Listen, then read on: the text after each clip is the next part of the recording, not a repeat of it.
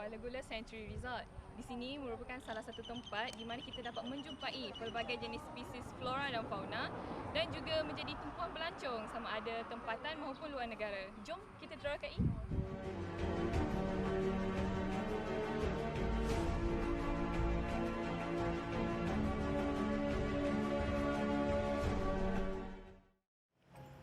Tumbuhan bakau merujuk kepada pokok yang berketinggian melebihi 1,5 meter.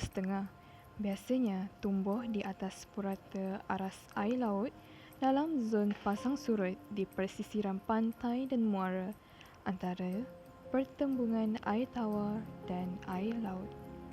Tumbuhan hutan paya bakau dapat dibahagikan kepada dua kawasan utama berdasarkan kekayaan spesies, iaitu Hemisfera Timur dan Hemisfera Barat.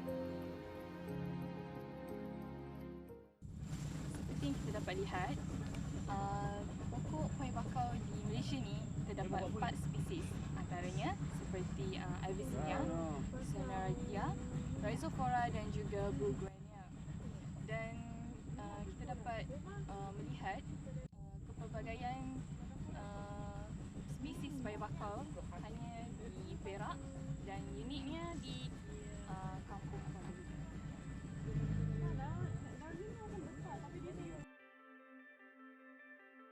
Cara untuk mengenali kepelbagaian spesies pokok paya bakau adalah melalui daun, batang, bunga dan buah.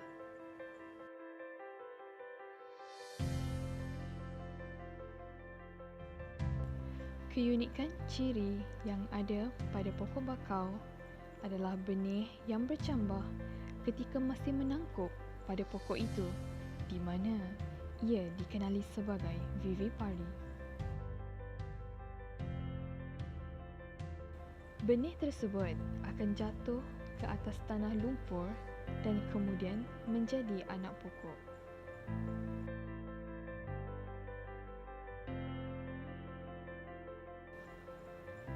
Setelah 2 minggu, ia akan bercambah menjadi pokok dewasa dan matang pada umur 30 tahun.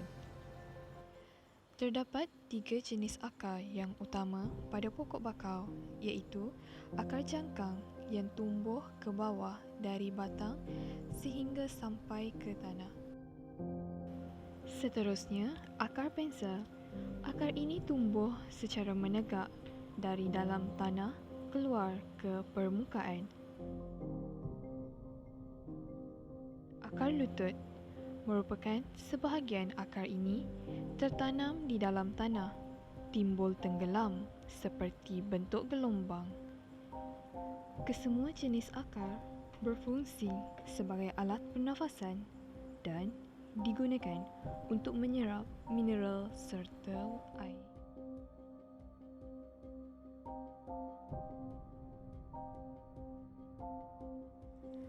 Sebahagian besar fauna yang terdapat di sini ialah haiwan laut, di mana ia boleh menyesuaikan diri dengan persekitaran paya bakau seperti ikan belacak, ketam, belangkas, kerang, siput, kepah dan lokan.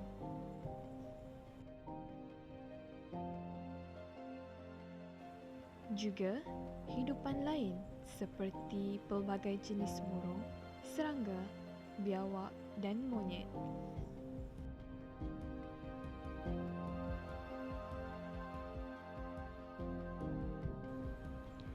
Keadaan pertumbuhan hutan paya bakau yang semula jadi telah menjadikan kawasan ini paling kaya dengan sumber alam.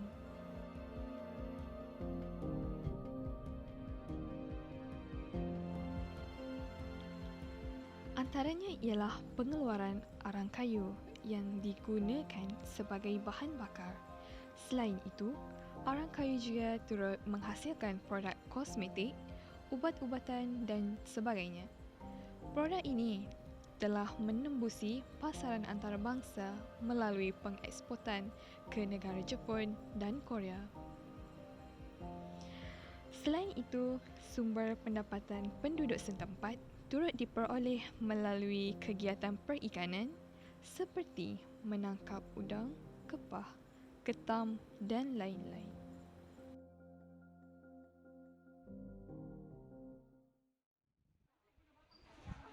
Selain keindahan pemandangan hutan Paya Bakau di sini, terdapat pelbagai aktiviti lain yang dapat dilakukan. Antaranya seperti memancing. Jom kita lihat dekat sana.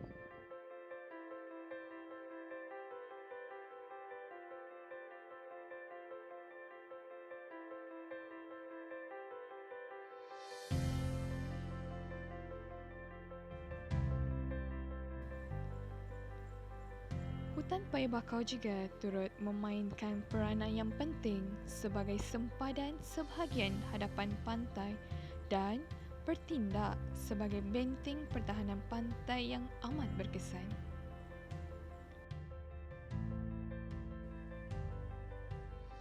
Justru, marilah bersama-sama kita memelihara hutan Paya Bakau kita.